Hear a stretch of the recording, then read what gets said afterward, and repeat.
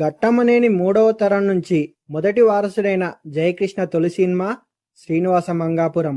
ఇప్పటికే ఈ మూవీకి సంబంధించిన ప్రమోషనల్ కంటెంట్కి ఆడియన్స్ నుంచి మంచి రెస్పాన్స్ వచ్చింది.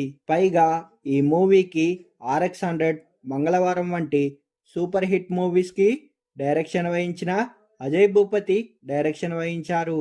అయితే ఈ మూవీ యొక్క స్టోరీలోనే కథ ఏంటో చెప్పే ప్రయత్నం చేసిర్రు.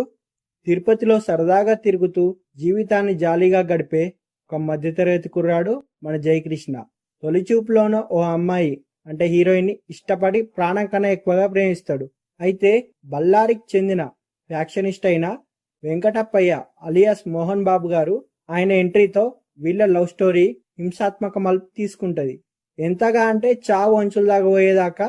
అసలు వీళ్ళ మధ్యలో అతను ఎందుకు వచ్చాడు, రెండు ఊళ్ళ మధ్య ఉన్న లింక్ ఏంటి అనేది తెలియాలంటే మనం థియేటర్లోనే చూడాలి.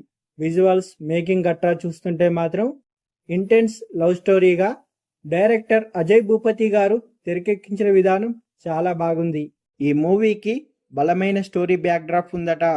ఫస్ట్ హాఫ్ మొత్తం యూత్ ఆడియన్స్ ఎంజాయ్ చేసేలా ఉంటుందట.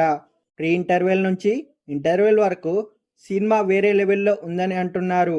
ఇక సెకండ్ హాఫ్లో వచ్చే కొన్ని పవర్ఫుల్ యాక్షన్ సన్నివేశాలు, లవ్ ట్రాక్ చాలా బాగా కుదిరిందని అంటున్నారు. ఎమోషనల్ సన్నివేశాలు కూడా బాగా వచ్చాయట.